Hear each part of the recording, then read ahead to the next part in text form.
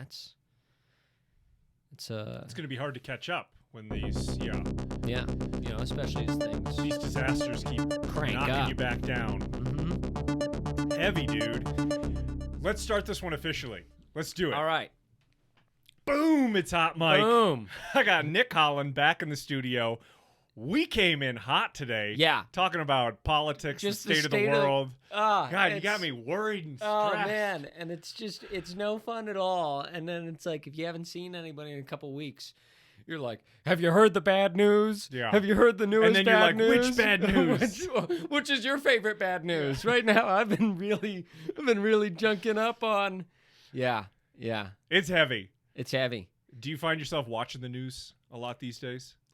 Or do you go through kind of cycles where you're like, oh, now I've had too much? So I'm a news reader. You like to, yeah. So I've always been I got the handful of pages. I've got some Okay. pages that I feel like are, super reflective of the mainstream or mainstream left, mainstream right. So I like to have the circuit.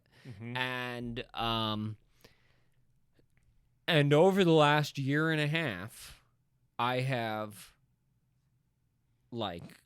on maybe a weekly or 2 weekly basis, I read so much news and then I burn out and I check out for a week.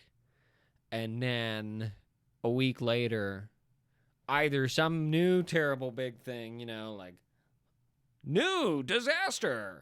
One of these new blockbuster disasters rolls along and I'm like, shit, I gotta get back to reading. Yeah. Or I'm like, I'm missing the world and it wasn't going well the last time I checked. Yeah. It went unsupervised by me, and all this shit happened. I haven't been reading about any of the bad things at all. And last time I was reading them, things were bad, And so it's this weird. Yeah. Are you a big news guy? No, I go into phases. I'll go through maybe a week where I'm consuming it throughout the day, every day, and then I'll have some kind of emotional crash because I spiral and my day, I'm panicking, I'm anxious, my heart is racing, and I'll be like, I'm good at self-reflection, or I'm good at self-assessment, so Sure. I can do check-ins where I'm like, oh, I don't feel good right now. I'm operating on anxiety right now. What is it? What did I? And it's like I can trace it back to a news story that I read in bed as the very first thing I did when I opened my peepers in the morning. Oh, I know. I wish I could. I wish, I need to. I also use it as my alarm clock. It's it's one of those things. But yeah, if I could have a better practice about not hopping online, before I'm walking, I just need to keep it in a different room of the house, or in a gun safe. Yeah, there's got to be some kind of lockbox with a timer. Yeah, it's 9 a.m. It beeps. It unlocks. It's that would make me treat it more even like a bomb. You Yeah. know.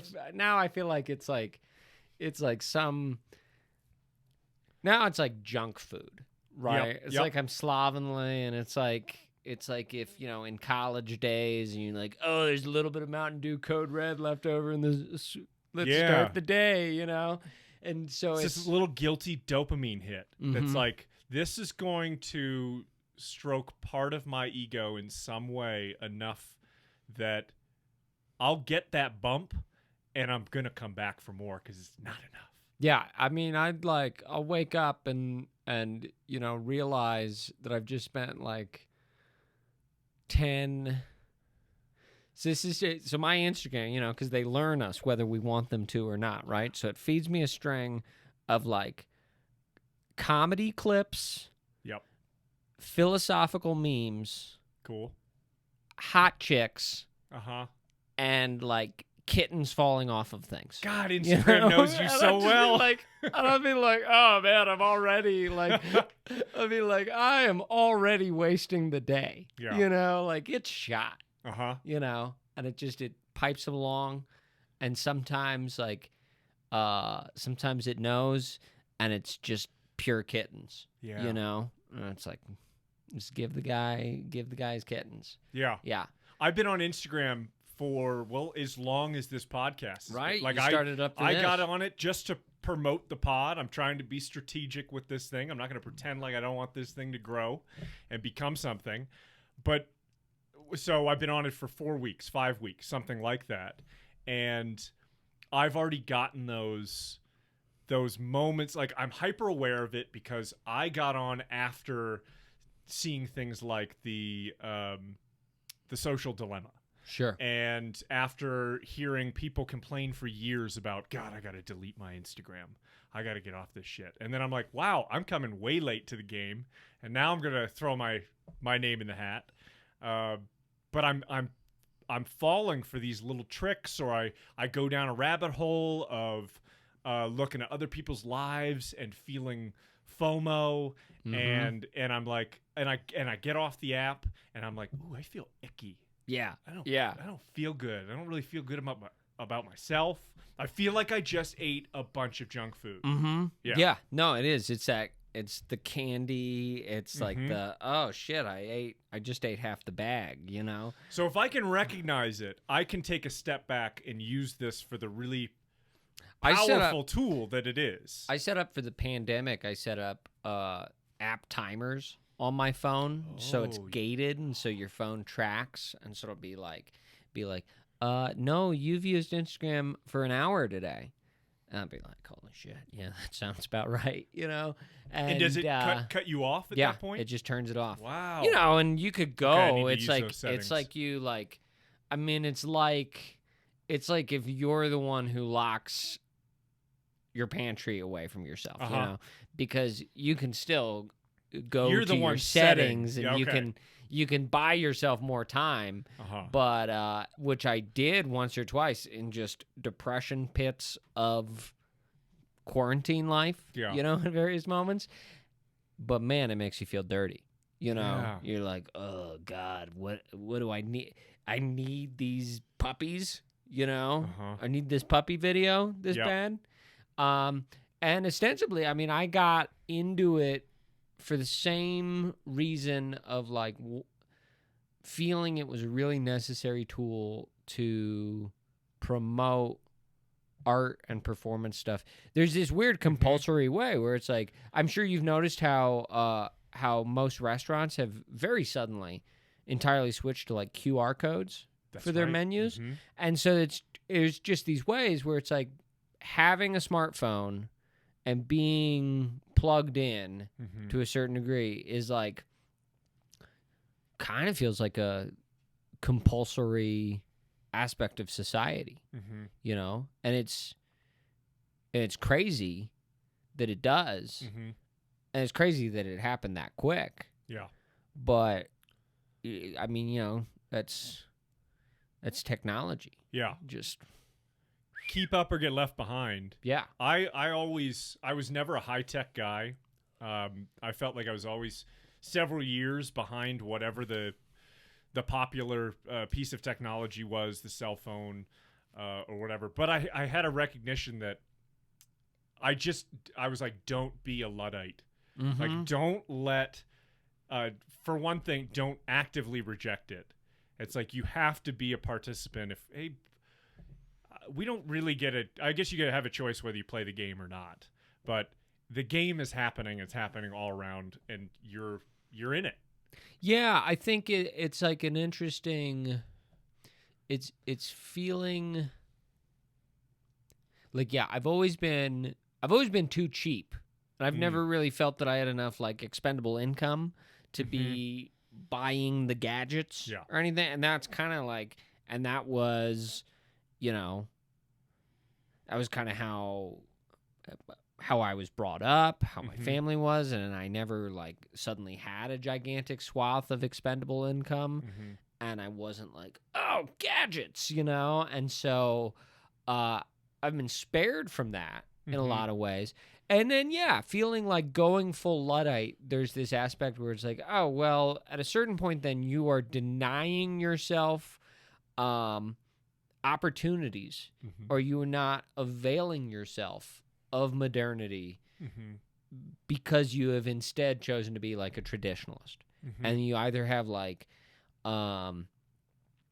and you either have like a disgust or pretentiousness or fear about adopting these new forms, and the only people who care about that is you and people who in your life who like want to share things with you and are bummed when you can't. Yeah. And so that being said, it's a weird creepy Pandora's box for sure, and so it's all these things are like shades of gray, you know. Well, I'm trying to get better at this, but I want to do another official introduction for you. Okay. Because I want to get better at just telling people who you are, like promoting who you are as an individual. And I know on our first podcast I did that. On the second, we just flew into a topic, which we did adaptations. But I want to reiterate how you are a multimedia artist. You were talking about your carvings, but you are also a writer, a thespian, a stand-up comic. Am I leaving things out? No, I think that's Are those pretty your good. mediums? Yeah, Are those yeah. like your four horsemen? Yeah, well, it's like I. So you said thespian. This is where the technicalities and this is where I'll be pretentious about But so I feel like thespian, I associate with stage theater.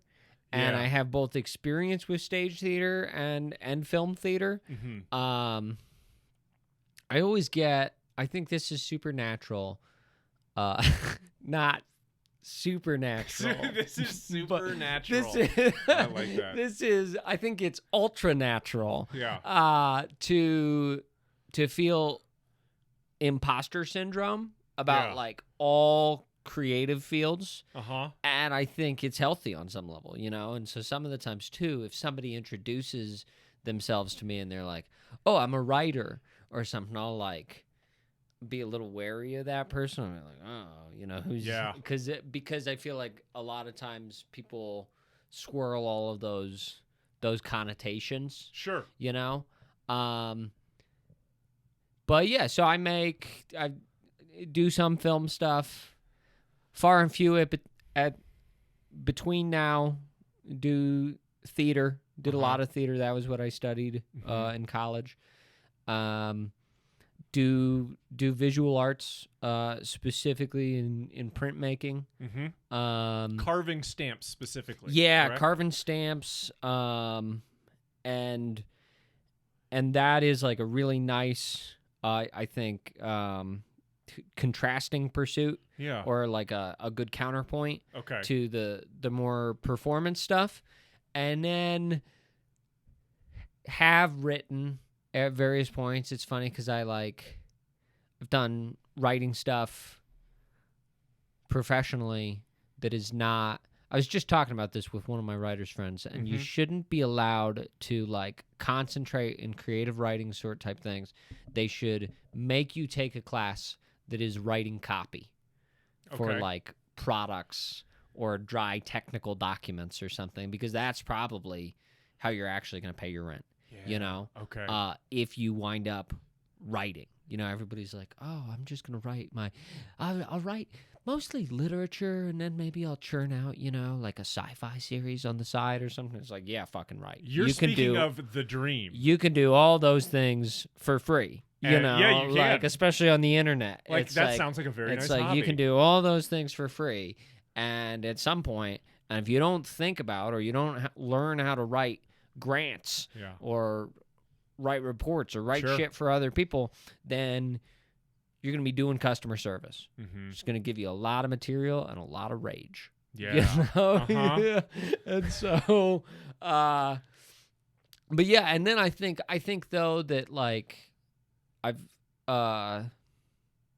think film stuff and I think stand up are really great writing practices in my life as well. And so they all kind of like swirl together. I was just trying to explain to somebody recently, it's like over the last couple years, my game plan or goal or intention with all of these things has changed so much, because I think the first many years you do it, you're like, I'm going to become wildly successful, you know?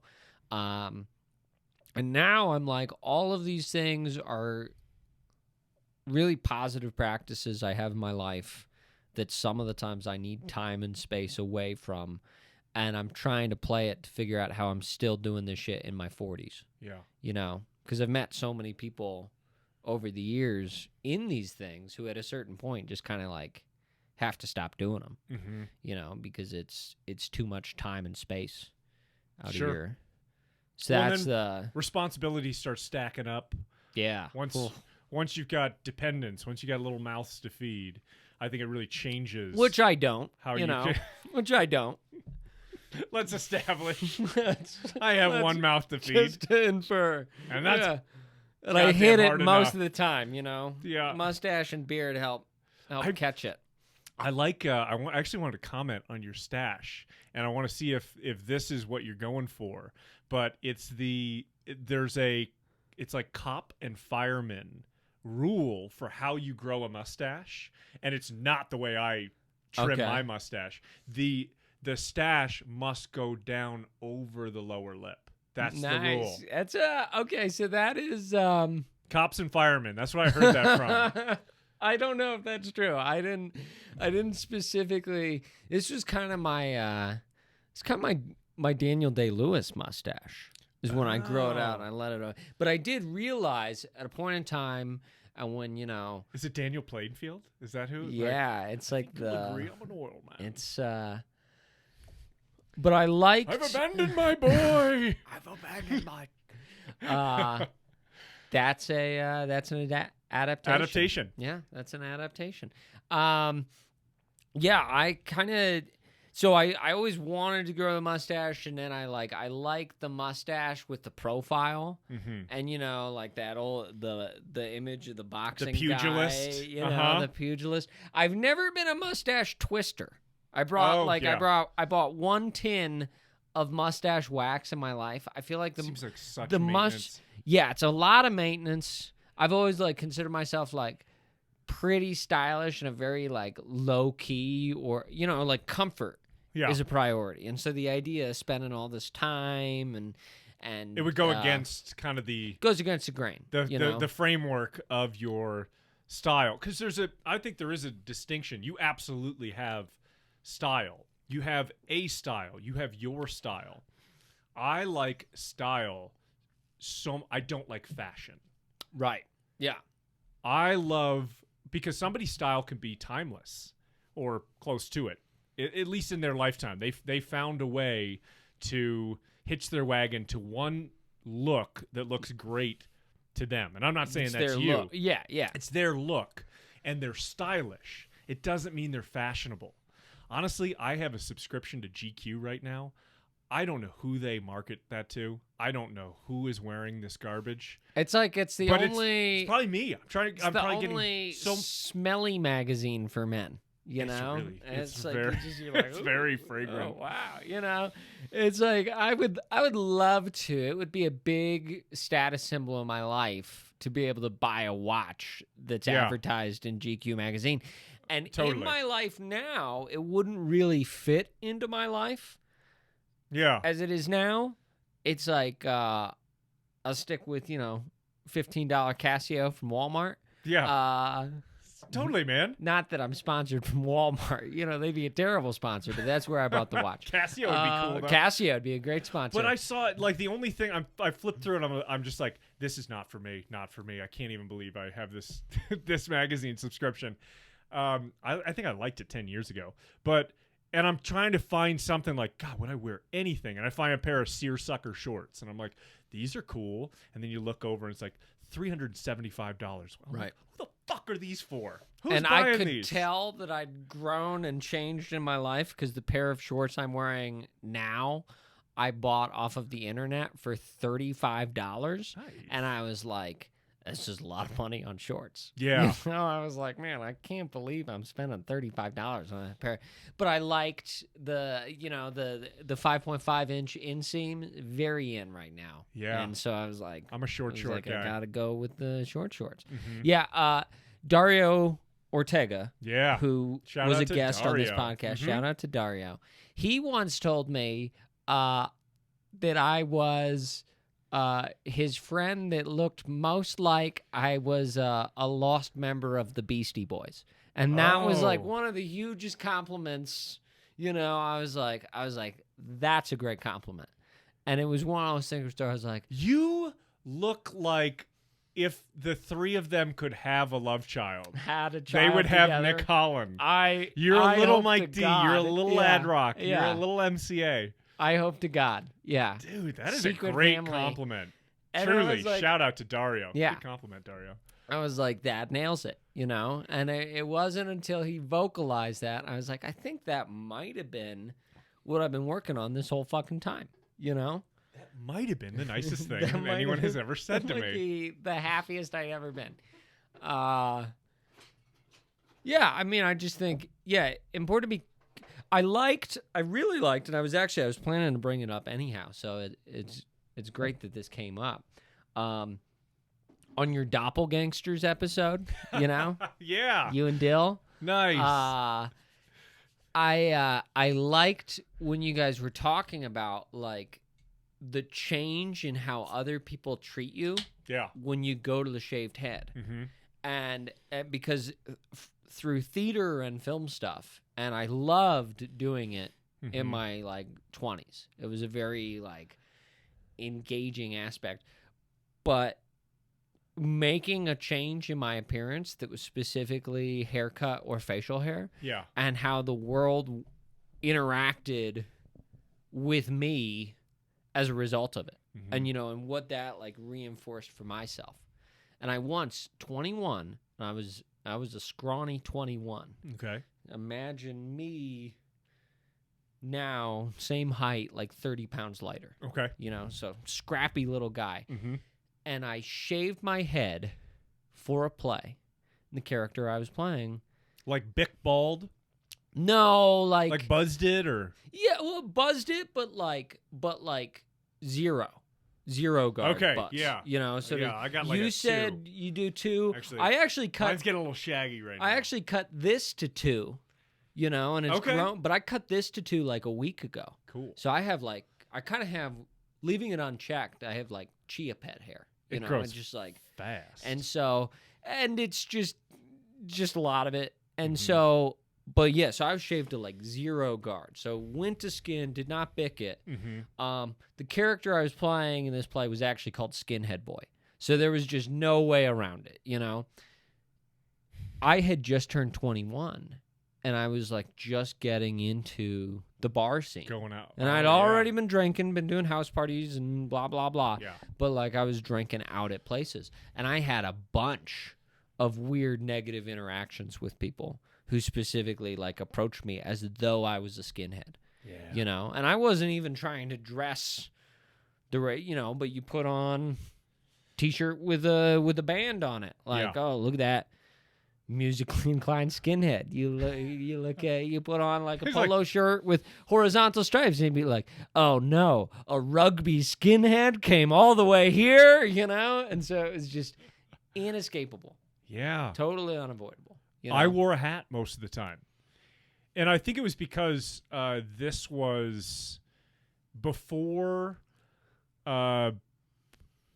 it became like a popular style. I think of course oh, you Bruce- were doing it first? I was doing it Damn. early. Okay. Damn. Here's how to date Bruce myself. Willis saw it? Was Here- like, no. gotta get rid of all this Here's hair, how to man. date it. I buzzed my head before Joe Rogan did. And that's also to Wow. date how long. Of course, Joe Rogan. You hear that, Joe? love- You hear that, Rogan? Love the JRE podcast and a huge inspiration for this podcast. But But you to inspired throw him me to back shave his head. if only. But to take me back, like to say how long, like I've been a fan of his podcast. I've been listening to the Joe Rogan podcast before he shaved his head. So the Joe Rogan podcast I first started listening to, he had hair, which is kind of hard for unless it's people around our age who are like, I sold Joe Rogan his first DMT. That would be a hell of a claim to fame. Yeah, mine's just a far out fandom thing where it's like, yeah, I've been around listening to this guy for a long time. Oh, that would be the ultimate. So I buzzed my head, like, I guess it was back in 2012, 2013 or something. And so there wasn't the culture. Maybe Jason Statham had a buzzed head, but I definitely lived in a neighborhood where I was a minority, as being white, or I don't even think of myself as white. I'm pink. I'm a pink person. Yeah. Pink power. I'm an alabaster man. Nice. I'm sort of a nice. alabaster American, you know. I was trying to get away from, like, I just didn't want somebody to think like, oh, there's a skinhead. I'm like, no, this is just really convenient. Sure. It's like, no, love all people. This is. Yeah. But that's just in our heads. Like, and now I think there truly is a culture of, or there is room for men who are losing their hair. Sure. To have an alternative.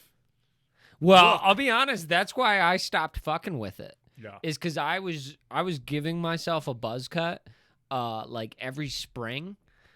Still own the clippers. That's what I've been doing my sides. You know, do my own sides. I own the pair of wall clippers or whatever.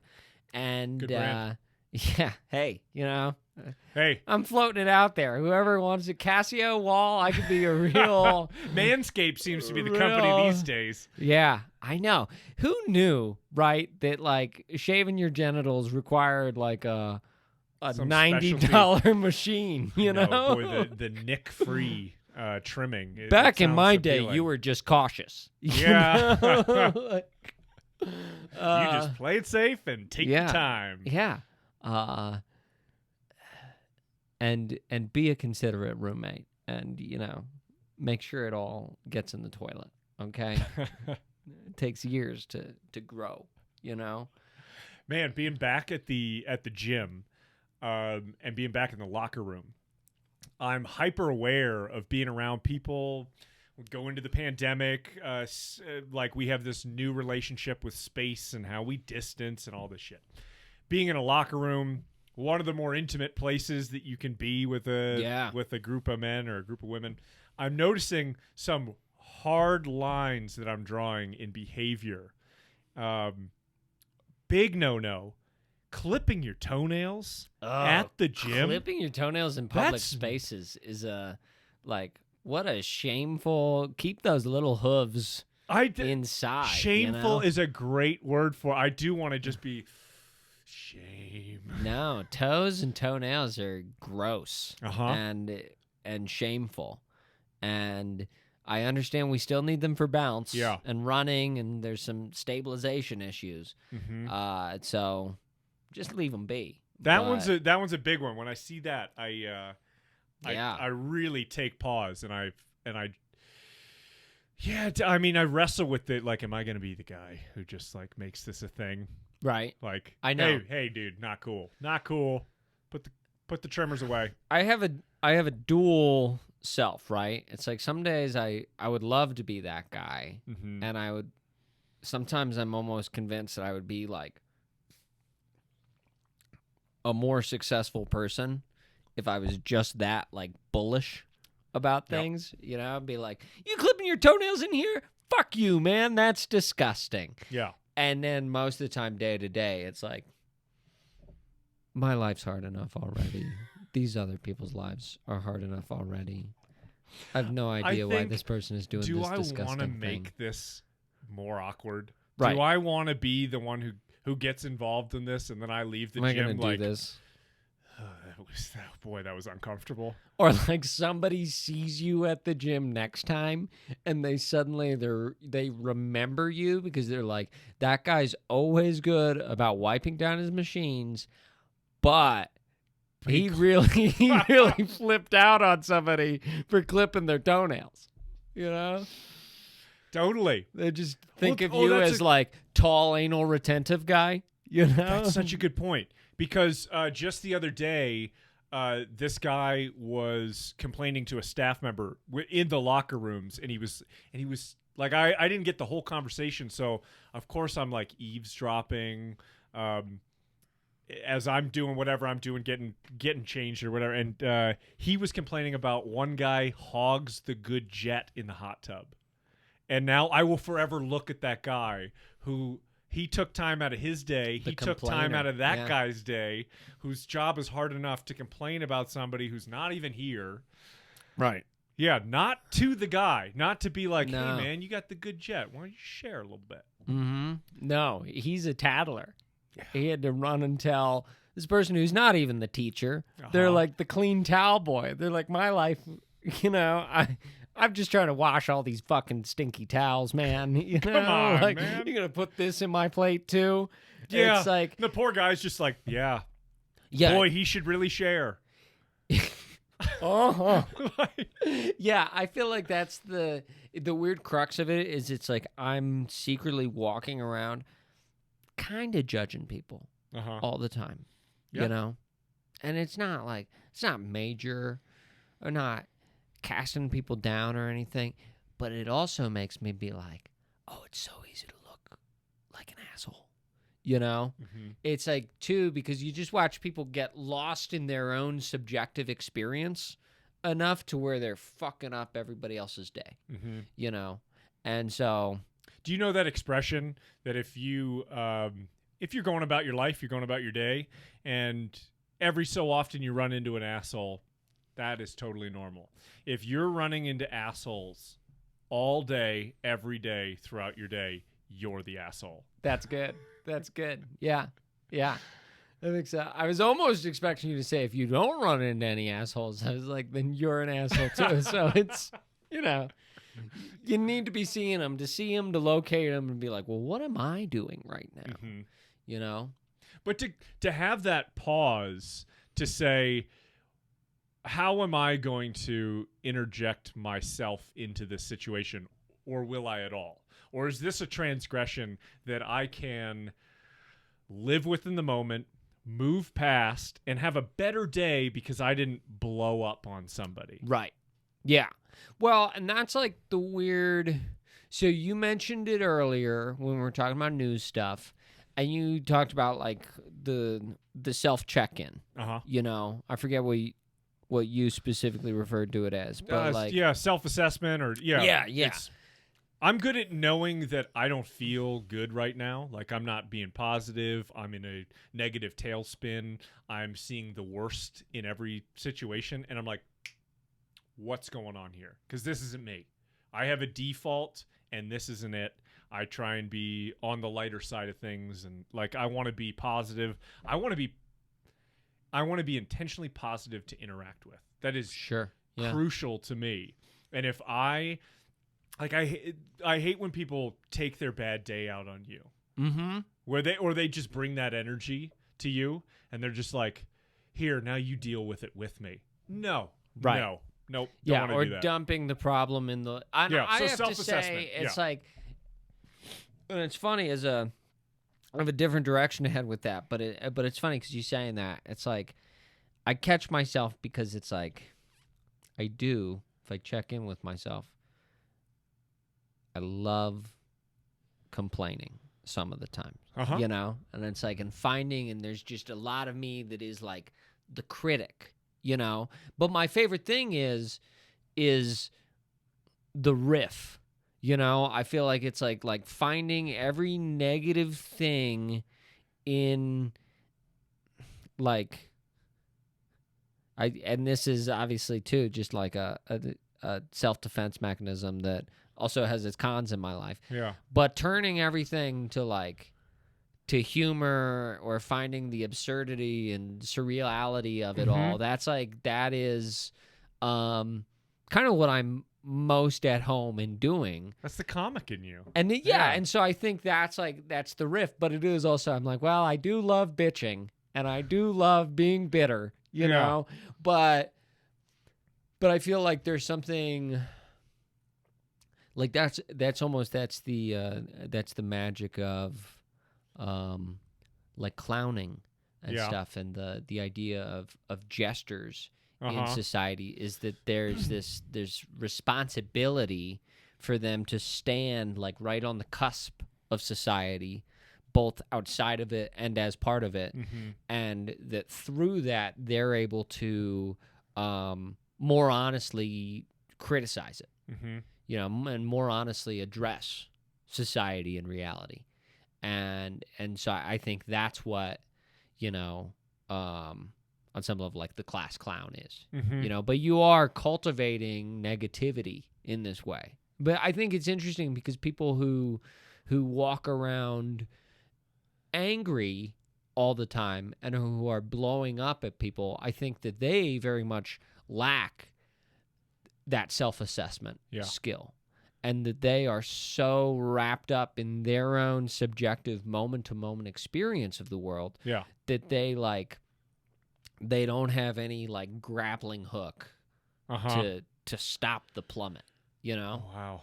I think a friend of mine, that's a good metaphor. Very funny, very intelligent guy, Patrick Richardson. He's a stand-up comic down in Denver. Shout out, Pat. Shout out Patrick Richardson. Follow him on Instagram at Birthday Piss. Obvious name. He wrote this post that I thought was super interesting, and he was talking about like thinking about men in our father's generation, right? And how many of them like weren't aware that they had emotions, or being limited and constricted, and so that like,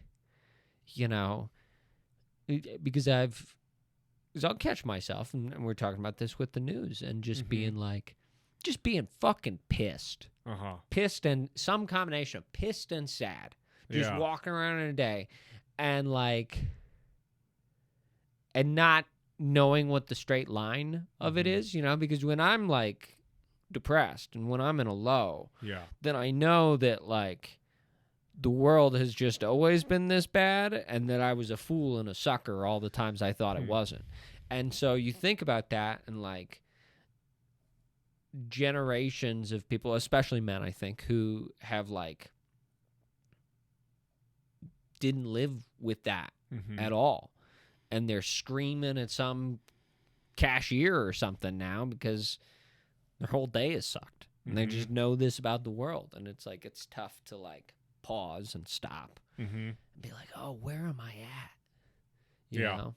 That person who has that flip out, meltdown, blowout argument in public with everyone to see, whether it's in a grocery store or an airplane or whatever.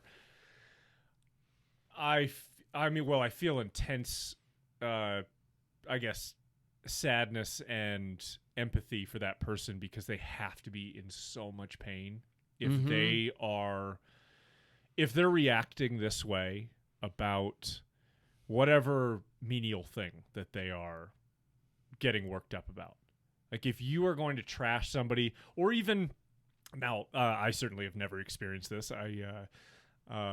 Where people are, you get hate or backlash online in the comments or whatever. Like I have never been compelled, nor have I had the time in my day to comment on a post. I have gotten, being very clever in front of my own computer, I have written a couple flippant things in regard, particularly over the last year. Yeah.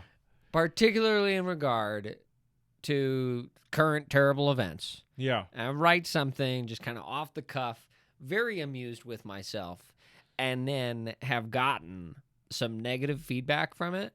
And it's amazing, like the 0 to 10 of being like, well, these people are misconstruing my words, and they've been an idiot and a traitor. This whole, and so it's like feeling and so having that pause, and being like, oh, I don't need to get involved in this. But like, and I think that the dog piler thing, interestingly enough, too, in some post about the whole Afghanistan thing, a couple different people I went to high school with who I would have never expected to get into a big, long, drawn-out comment fight and they're going at it.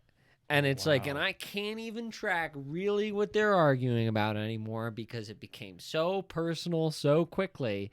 And then it's this fascinating thing I still don't know about the internet where I'm like, does this mean that those guys are going to throw hands at the 15-year reunion?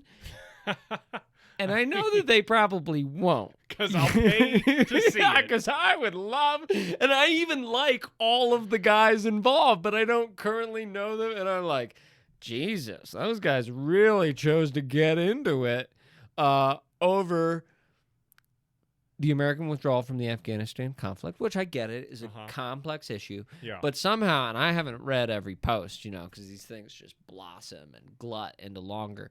But somehow they got into some very personal beefs between them. And so, and it's like, and we live in a world where people actually kind of like don't break out into fist fights in the parking lot of like a 15-year, I've heard people make arguments before that internet discourse might be calmer if they still did. But it's like, nobody's going to actually shove anybody because somebody will get an assault charge or something. Is there any settling the score online? Is there any way of doing it? Or do you continue to just perpetuate whatever conflict, whatever disagreement you guys may have? An objective party. I'm not condoning like fist fighting is the solution. An objective party issues some kind of, it doesn't necessarily have to be like an IQ test, but it issues some critical thinking, functional kind of test that both people can click onto on a neutral website, and then the winner is named, and they get, it's like, hey, these guys fought for 3 days on Facebook about a blog post regarding Afghanistan. We issued them this test.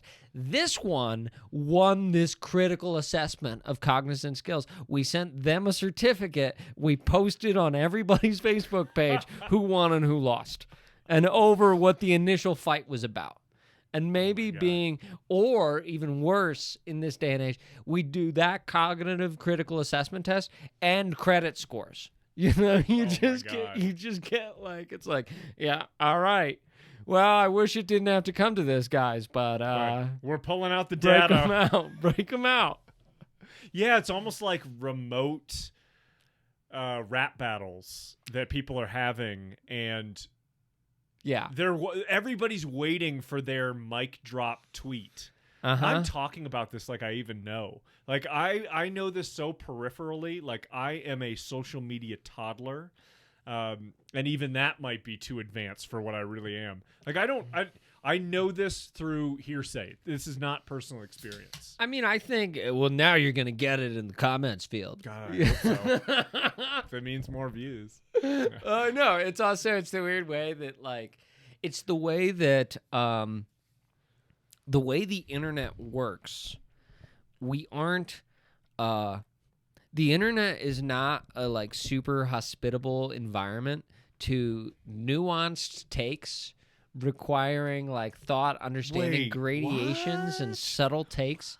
And I think the signal boost is like you tell me the craziest thing you could tell me about what Republicans are doing this week, and that's what I'll boost.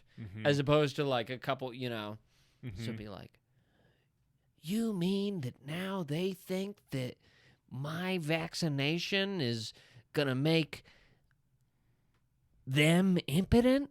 Like, that's the thing I have to post. Is, and so, actual matters of like the nitty gritty, I don't think the internet right now rewards subtlety, and I think subtlety is such an important facet of human communication and understanding. But it's not what gets clicks. No, extreme points gets clicks. I also think too, go extreme right, go extreme left. Take a stance in the polarized views, and you're going to get clicks on both sides, plus people in the center, probably like you and myself, that are just curious. Like, just what curious. The, what the morbid, hell oh, could you it's- mean? Who's fighting over here? You know. Yeah. Yeah. I think too. I mean, I think it's really interesting because, like they talk about like people. Like a relatively super small amount of the population is on Twitter. You know, I don't know what the actual percentage is, but it's not like every man and woman of voting age in America is on Twitter. I've never been. But I wouldn't even know how to tweet. There are ways that that media and entertainment are on Twitter. Yeah. And are like industries that are largely consolidated on Twitter. So then when somebody like gets into trouble or there's an attempt to cancel somebody or there's a lot of flack between, it's like it's then overrepresented in people who are powerhouses in like media and entertainment stuff. Mm-hmm. And then so in that way it's like disseminated to the rest of America who consumes the news and consumes entertainment. Mm-hmm. But yeah, I don't know. I think that you know, the internet at large, kind of very easily embodied in social media, is equal to, you know, the Industrial Revolution, the agricultural revolution, these huge major steps that changed the way humans lived forever from that point on. And it took, you know, hundreds of years for that change to like spread across developed society when it was the Industrial Revolution, because you had to get the idea to people, you had to build the stuff there, you had to and you know, things like travel were much slower, commerce was much slower, and so the internet kind of kicked everything into hyperspeed, and the first iPhone came out in like 2008. Yeah. You know, so it's crazy to think about how much these things, and you know, and the internet at large, what people have been using the internet at large maybe 30-40 years. Yeah. You know, like the public has been using it for 30-ish years.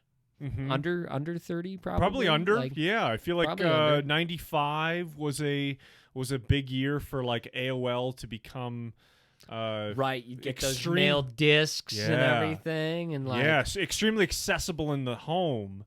But before then, I just don't think it was a little harder to come by. I mean, if my memory serves right, I was no, because I remember I have conscious memories of there being a computer in the house before there was the internet.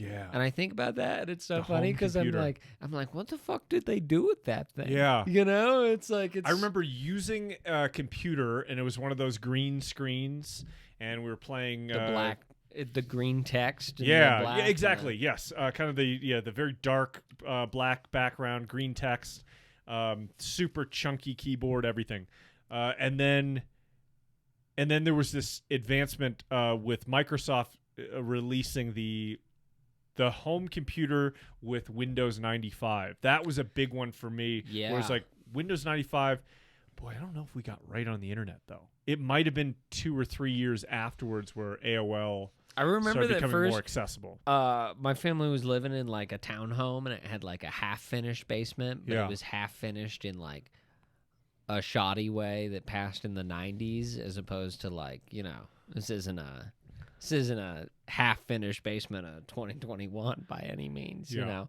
And I remember the computer was in this little corner in the half-finished basement with some, and so it was like a weird little, you know. And I would go down there and play like Oregon Trail. You know, that was the Oregon Trail. Thing, that's great. That was the only thing I did. You die of dysentery. I remember once I was so mad. I remember this vividly from like first half of elementary school, and we lived close enough to the elementary school that a lot of times my mom would walk to pick us up, and she came to pick me up, and she said that during the day she had gotten a wagon all the way to Oregon.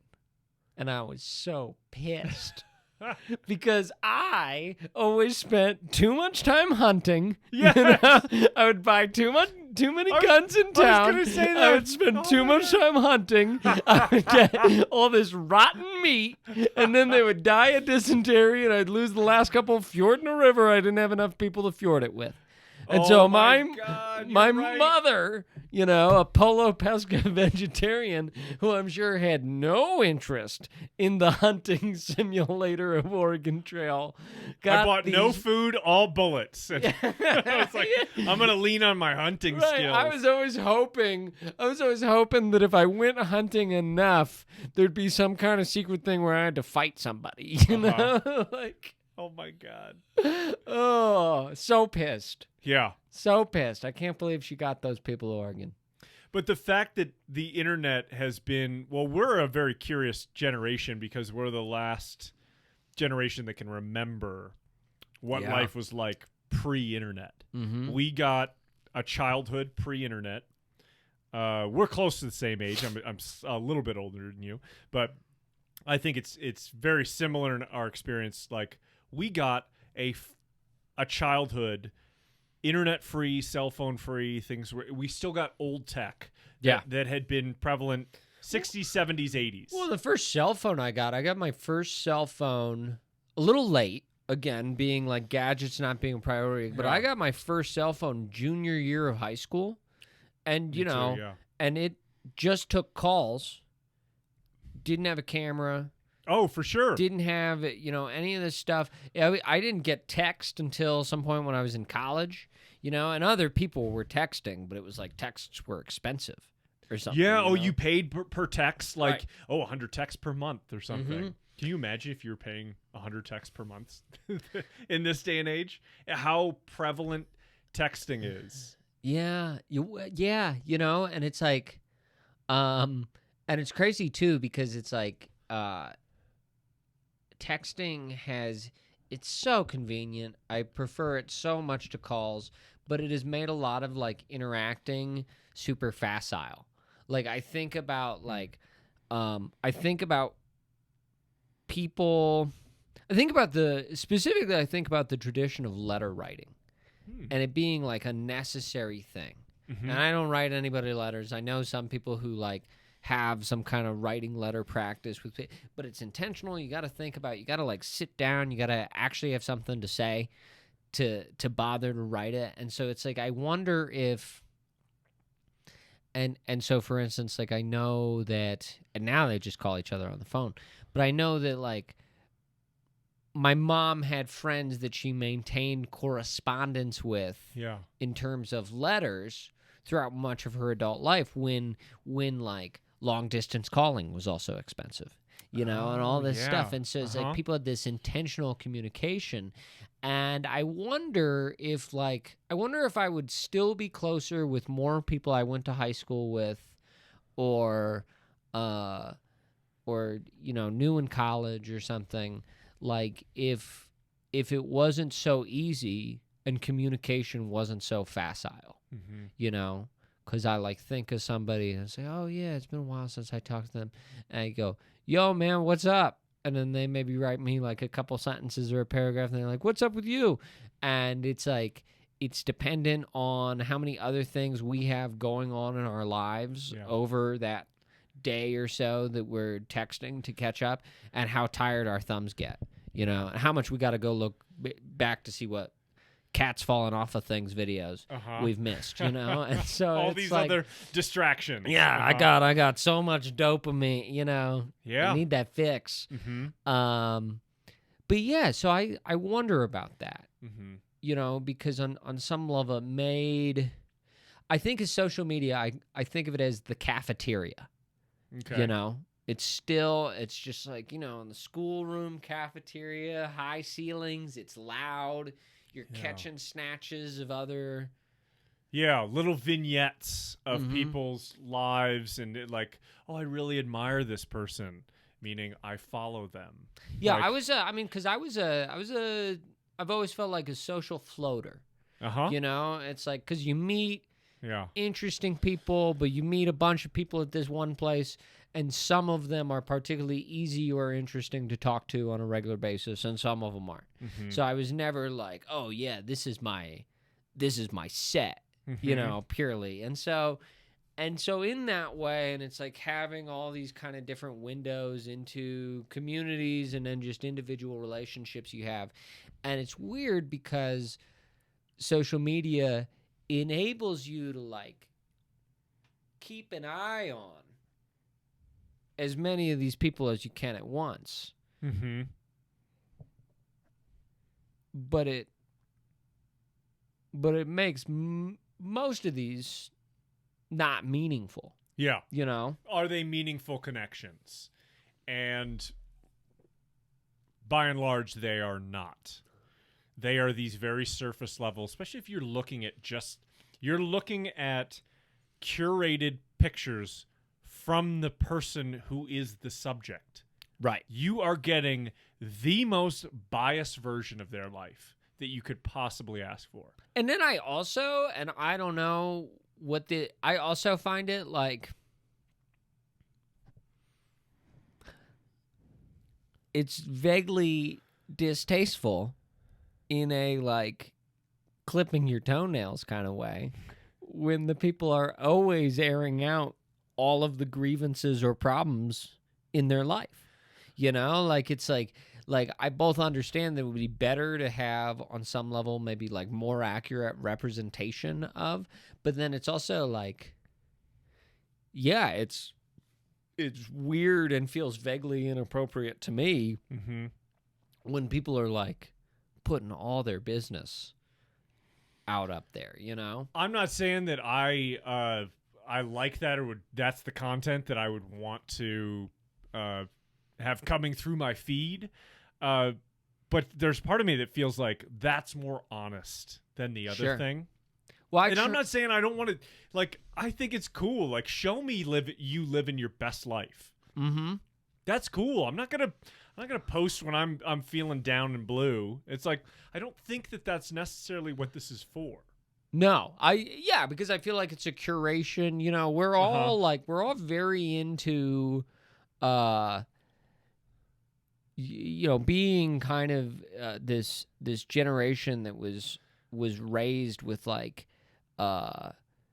you know, priority on like a sense of identity and finding your own voice. Are we a generation of PR managers?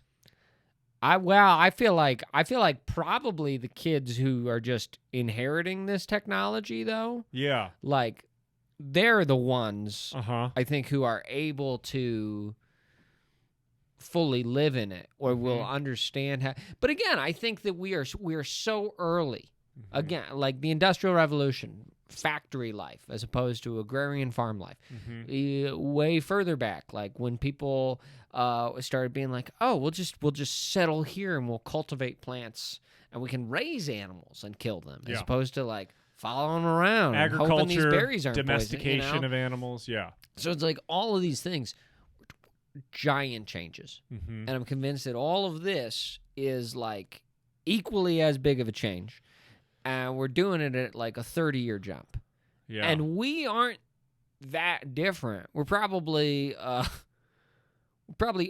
a little less tough and then and much cleaner than but the bloody sponge up here is not significantly different in any physiological sense from the people who are making those changes over the course of hundreds of years. Isn't that incredible that, like, I mean, the woke culture is it's the furthest extreme for how we treat individuals. Like it is the first, and I'm not against wokeness. I wouldn't necessarily. Not a sleepy. Certainly not a sleepy, you know? Yeah. I ain't asleep, but I'm not necessarily going to claim that I'm woke and dope. Sure. But I think that is the furthest extreme, or it's an extreme. It can certainly go further, but of how we treat people. And I think it's a good sign for how we want to be inclusive, and we do not want to hold these prejudices against people. And like all of these things, I think are really, really good advancements. What we're missing is that not long ago at all, that true transgressions against each other were violent, bloody, and final.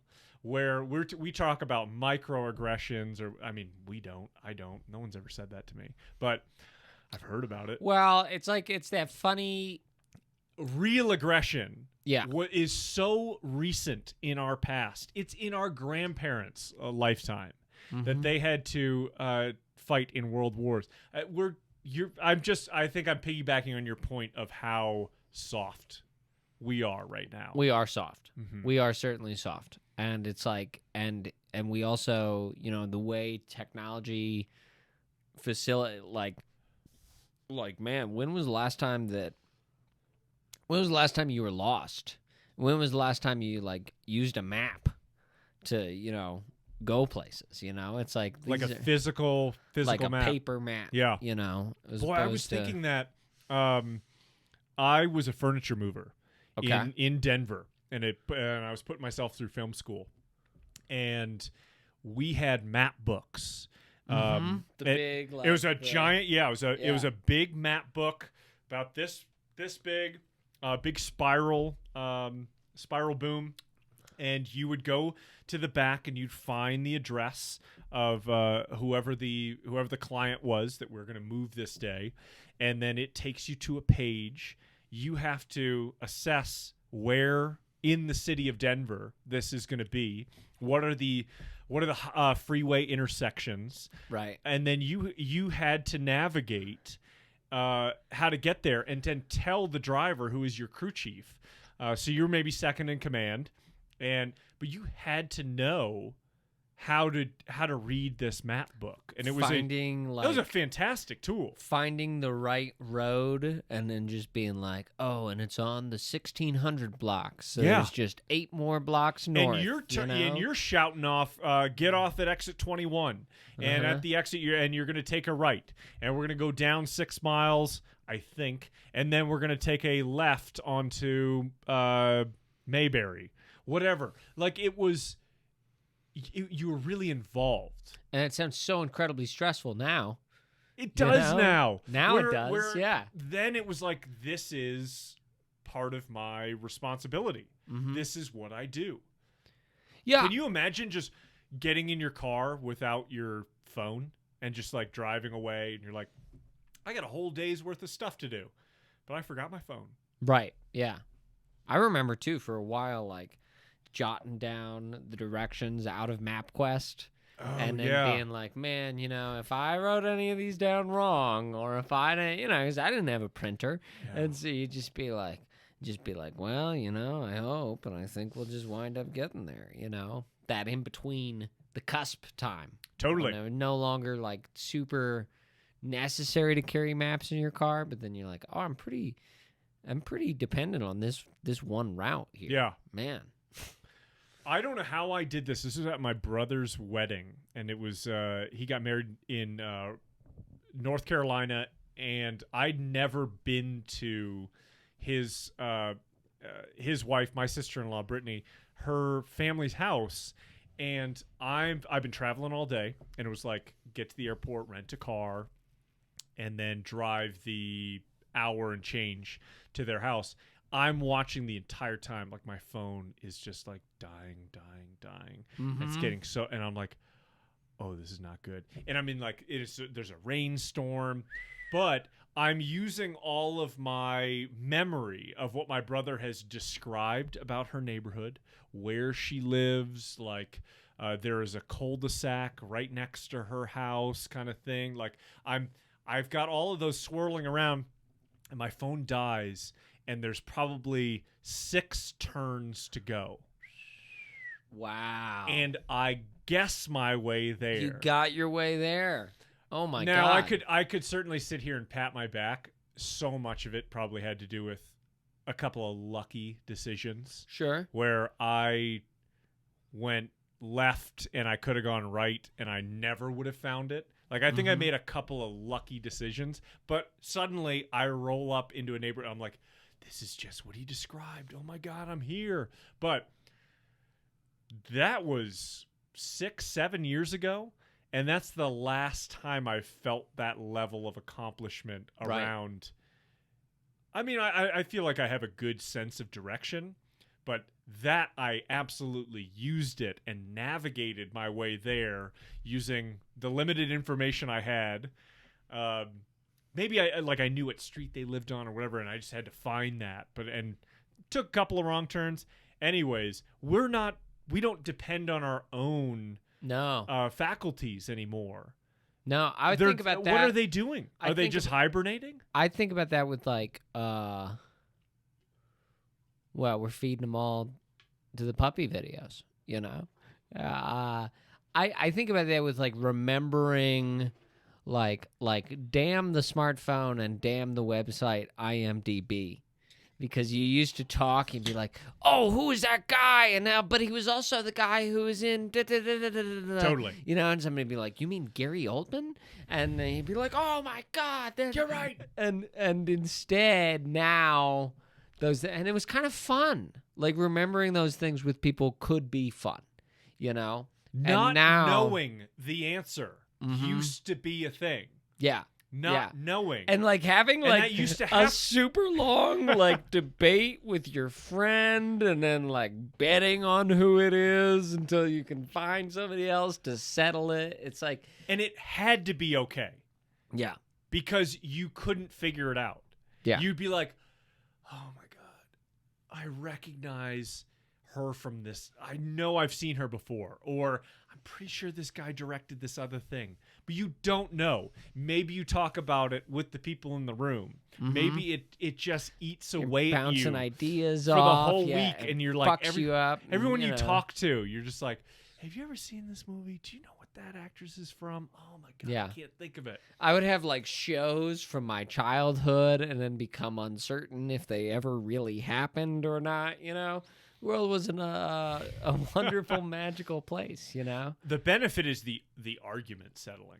Yeah. Because there'd be like, no, it was this actor in the series. And you're like, no, he looks like him, but that's not the same guy. No, I'm positive it's him. And you're like, nope, no, it's somebody's gonna be wrong. Yeah. And now you can pull it out and solve it. Yeah. I'm not complaining about it. It's just we have a perspective. We have it's nostalgia. Yeah. For like that joyous tumult. And I do think it's interesting because these are all these like really pedestrian ways in which it changes the fabric of day-to-day human existence. And right now mostly and it's still flawed, you know? It's like you learn about like the degree to which you're in, you know, your political bubble or, you know, I mean, it's still dazzlingly confusing. It's that we've opened up. It's like technology is a lot like religion, right? Because like religion is always operated on this premise of like, well, for a certain amount of your time and energy, like, and money, it's time, energy, and money. Yeah. So for your time and energy and money, we'll make your life better. And some of it is like, well, you'll know other people around town. And when you die, you'll go to a much better place if you're with us than if you're not with us. And then kind of like technology suddenly arrived very quickly, it feels like, as like a civilian, you know, but technology very quickly was around and was like, hey, you know, for some of your time, energy, and money, I can make your life better. And you're like, I've heard this one before, you know? And they're like, well, you don't want to know what the weather's like right now? What about the weather in Phoenix right now? I'll tell you the weather in Phoenix right now. I promise you it's true, you know? And it's like, oh, hey, this is pretty good, you know? And it's changed but so I feel like it's, you know, tech is I mean, super interesting times, you know? I think like I really like this comparison and this parallel you're drawing between technology and religion, and I think this would apply to both of them. There's a point where convenience becomes a burden. Interesting. Where, boy, I'm fleshing this out in the moment, but convenience for for technology is obvious. Like we can draw it. It's all the examples you just gave. Convenience for religion, I think, would be around morality. You have a playbook. We can look to this. I know what is morally right and wrong because it is told to me. I know this. This is hard and fast and true. Where it becomes a burden is our reliance on it, where we can forget about our own ability to problem solve, and we don't have a direct route to what the information is that we need. Right.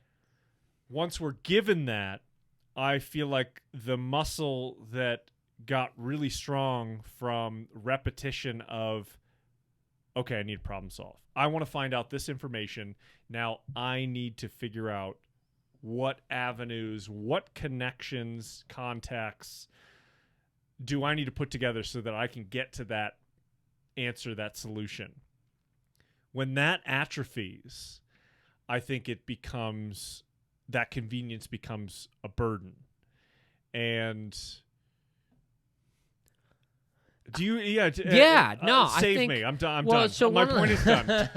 Yeah, one of the things I think is interesting, in the ways they're similar too, is that they have both been at various points to varying degrees compulsory. Mm-hmm. You know, so it's like, and for a while, like especially with religion, you know, it's like, hey, you know, we're gonna stone you to death.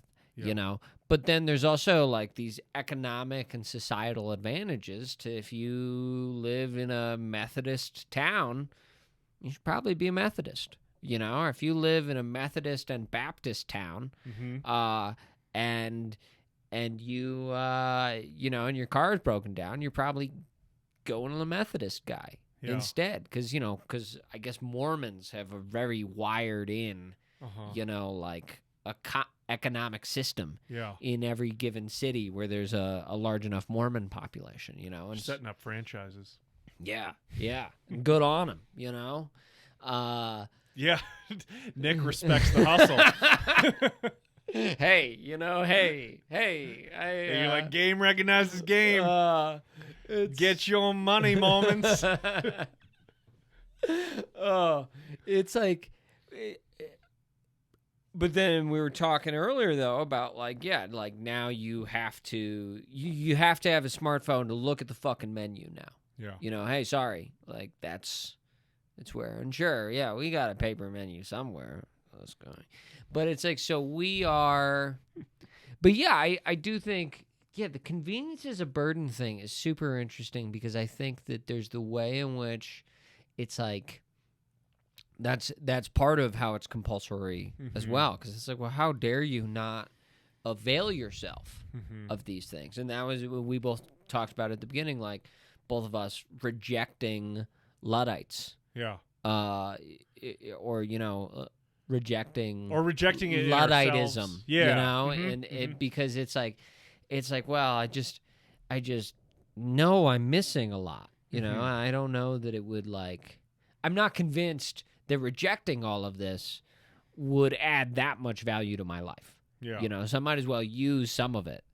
But you know, it's super interesting. Yeah. To contemplate. And it's like, it's both tough and funny, because I feel like, you know, especially after you reintroduced me as just multi-talented arts guy, you know, it's like, so it's like, it's tough because you go, oh, well, you know, I'm not an expert, or I don't know what my qualifications to speak on this are. And then it's also like, this is also undeniably the most important change that is happening to human society during our lifetimes. And so in that way, it's like, well, everybody gets to have an opinion. You know? Even if your opinion's stupid and I got to take an IQ test on the internet to prove I'm better than you. Still would be a great solution.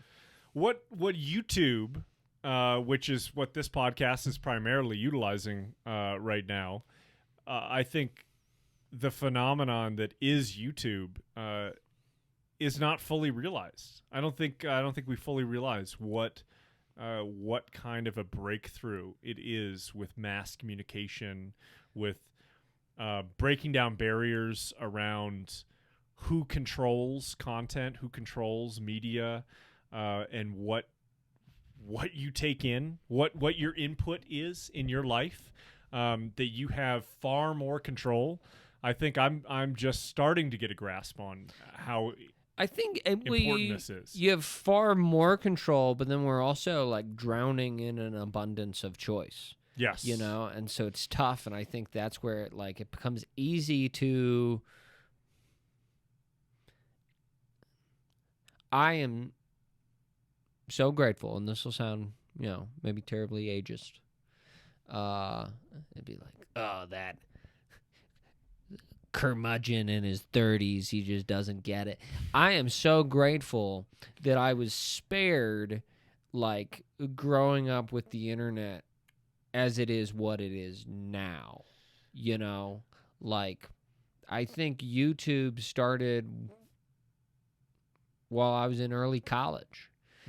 So it's like all these voices and all this like wholesale identity. And I was using the internet. I was very much on the internet, and I had a MySpace, and I was doing all these things, but like the sheer abundance and how much there is, and like how far out there you can go, and how there are like pre-packaged total identities that people can select and take down from the internet and attempt to live in. Which is terribly ironic, because it's like this great. It's like we've shattered the monoculture. This is something Jesse Nyander and I have talked about before. It's like nobody will ever be as big as Elvis again, because there was a period of time where if you liked music, then that meant you liked Elvis. There was not that much different from liking music and liking Elvis. And now there's no way, because there's too many choices. Yeah. But then we've become kind of like an omniculture, because everybody gets separated down their chutes, of this bubble or that bubble. And you're like, and it wouldn't be as big of a problem if we weren't like seeing and writing off people, the instant they told us some of their preferences. Because it's like, so true. It's like, oh, well, my subset of culture, my postmodernist memes pages know that because you identified as, because when we were kids, it was just like what kind of music you liked, or what was your favorite sport, or that was how simplified preferable drug highs the preference was. You would sort yourself into these little niches in high school and college based on these common tropes. And that's so funny. Yeah, it was like, oh, these kids are the drinkers. These kids are the smokers. These are the stoner guys. Yeah, and I'm like, this well, is the... to be honest, I like a little bit of both. I went down this whole path because my parents got divorced at the very end, or like started getting divorced my freshman year of college, freshman year of high school, and I'd already met some of the moody kids who were smoking cigarettes in the parking lot and wearing like Slipknot t-shirts. That was a whole early arc of, little 15-year-old Nick. And it was like, well, these people are sort of sad and angry and have a simple color palette style going on, and I was like, okay. Yeah, and so that was a vestige of early Nick. And so, but it was very limited range of choice of the different kinds of, it was just like that was the moody goth kid thing at the time, I never went full goth. I was always like grungy, but dipped your toe in a little bit. Dipped a toe in. I never had those expensive trip pants from Hot Topic, but I knew a lot of people that did, But I was friendly with those who had them. I was associated, but I was a floater. The preppy kids liked me too because I was funny. I discovered pot. Everybody loved me after I discovered pot. Does it for a lot of people. Yeah. It's a really positive drug. Yeah, it can take you next level. Yeah. Well, there's no chance that you and I don't have areas of disagreement.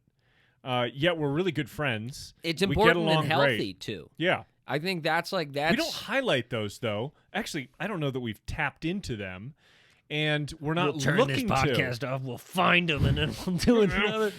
Now we're gonna turn enemies now issue. I love it. Yes. It'll be we'll be frenemies at that Hey, point. I'm on the leaderboard for appearances, right? You definitely are, I think think because Maya has I'm so 2 grateful. episodes up. Yeah. Is there Mhm. one No, with no, Maya no. in the can? She's got no. You are on the leaderboard. That jumps me ahead. Which She I am She so doesn't grateful know for. it's a competition, but I know. I know. Which I'm so grateful for, yeah, man. Yeah. You coming on here. I think this might be one of our most interesting episodes, just because we didn't go into a very specific topic. We kept it broad. We went into a myriad of things that I think are very topical and interesting, and I loved hearing your perspective on it, man. Yeah, thank you for having me again, man. I loved hearing your perspective too. I know this was like this was a weird, different. I think that's a cool thing about the space of podcasting, right? Yeah. Yeah, because really what I want this to be is free form, and I want it to be, and I know for a lot of people it's helpful for them in preparation to come in with a topic. I don't want preparation though. I want somebody to tell me what they can talk about off the top of their dome. And if we are looking and delving into a specific topic, I might brush up on some stuff or whatever. Sure, but yeah. for the most part, I want natural, because that's what I love consuming. When it comes to YouTube, when it comes to podcasts, in that podcast arena, is I love a lot of different podcasts. There are some that are incredibly scripted and have very well drawn out structure, and what you're listening to is a lecture. Sure. Yeah. That's why podcast is so cool. If you say to somebody like, I'm like a podcast, I'm going to produce a podcast. Great. Awesome. That is so cool. What kind of podcast it's going to be? It's kind of like saying to somebody, I'm going to paint a painting. Right. Wow. Cool. Interesting. What medium are you going to do it? Is this on canvas? Are you going to use acrylic? Is this going to be oil? Are you going to do traditional landscape? Are you going to be abstract? It is so open to interpretation. And I love coming on here, finding good dance partners. There's a reason you're in the leaderboard, because you're such a good dance partner. And what we do, and we come on and just shoot the shit, man. And you're one of the best at it. Shot a lot of shit in my day. Yeah, I wish it paid more as a field, Yeah. Hey, that's the goal, man. That's the goal. We got to keep putting That's it the out. goal. Let's try something to Okay. close this episode out. Okay. What I want you to do is we're going to close this out, and you're going to say one word or phrase to camera to end this, to recap all of this that we've done. Wow. Okay. I'm putting you on the spot, yeah. but as a man who Yeah. who has certainly cut his teeth in improv, Yeah. Huh. I wanted to throw that challenge at you. We live in an incredible convergence of many different things in the world, and it is a beautiful opportunity, and we owe each other far more grace and patience than we are typically bringing to the table, especially because you can have any feeling at the touch of a button. Boom! Boom. This has been Hot Mike. Nick, you're the man. Thanks, man. We're out.